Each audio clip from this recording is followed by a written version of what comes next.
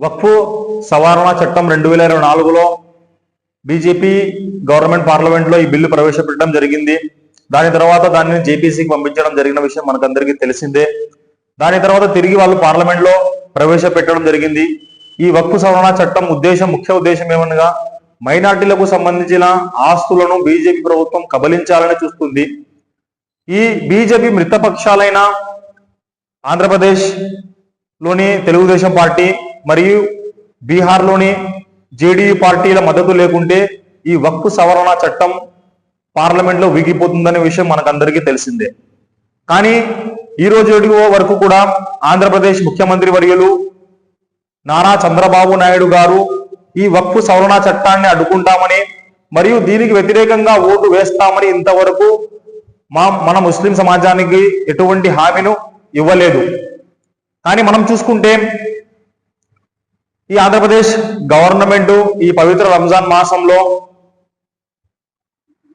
ముస్లింలందరికీ జిల్లాల వారీగా ఇఫ్తార్ విందును ఏర్పాటు చేయడం జరిగింది. మేము రాష్ట్ర ముఖ్యమంత్రి నారా చంద్రబాబు నాయుడు గారిని ఒకటే కోరుకుంటున్నాము, మీ ఇఫ్తార్ విందుల కన్నా మాకు వక్ఫ్ బోర్డును కాపాడుకోవడం చాలా ముఖ్యం.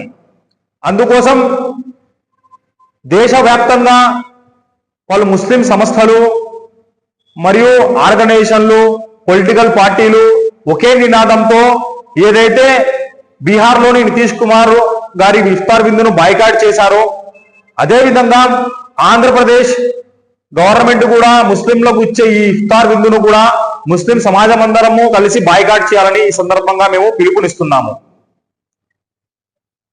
కేవలం ఇఫ్తార్ విందులు కాదు, మా మనోభావాలని గౌరవించి మరియు మా యొక్క ఆస్తుల గురించి మేము అడుగుతాము. పక్క వాళ్ళే ఆస్తులు తెచ్చి మాకు ఇవ్వండి అని చెప్పడం లేదు. కేవలం వక్ఫ్ భూములు ఏదైతే ఉన్నాయో అవి మా ఆస్తులు, దాన్ని మేము యజమానులుగా దాన్ని మేము కాపాడుకుంటాం అంటున్నాము. కానీ ఇది మీకు సంబంధం లేదు, ఇవి తీసుకెళ్లి బీజేపీ చేతిలో పెడతామని ఇప్పుడు ఈ చర్చ జరుగుతుంది.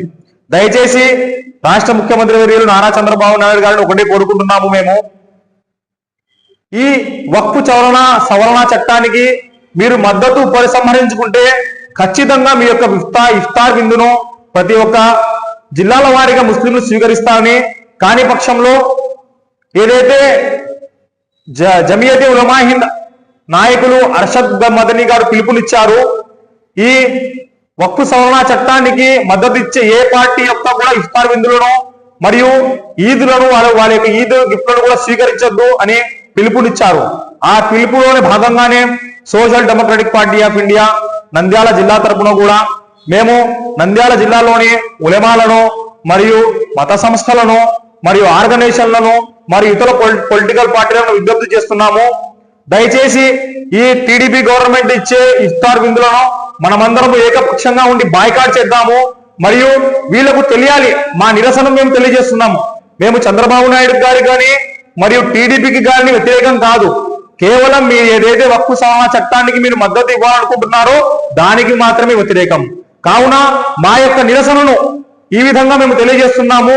మీ ఇఫ్తార్ విందులను బాయ్కాట్ చేస్తున్నామని మరియు మీరు వెంటనే దీని మీద స్పందించి వక్ఫ్ సవరణ చట్టానికి మా ఎంపీల ద్వారా ఓటు వేస్తామని మీరు ఒక స్టేట్మెంట్ ఇప్పిస్తే ఖచ్చితంగా అందరూ ముస్లిం సమాజం అందరూ మీ ఇఫ్తార్ విందులను స్వీకరిస్తుందని, లేని పక్షంలో ఈ ఇఫ్తార్ విందులను బాయ్కాట్ చేస్తూ భవిష్యత్తులో జరిగే రాజ్యాంగబద్ధ పోరాటాలకు మేము పిలుపునిస్తున్నామని ఈ సందర్భంగా తెలియజేస్తున్నాము. జై హింద్, జై ఎస్డిపిఐ.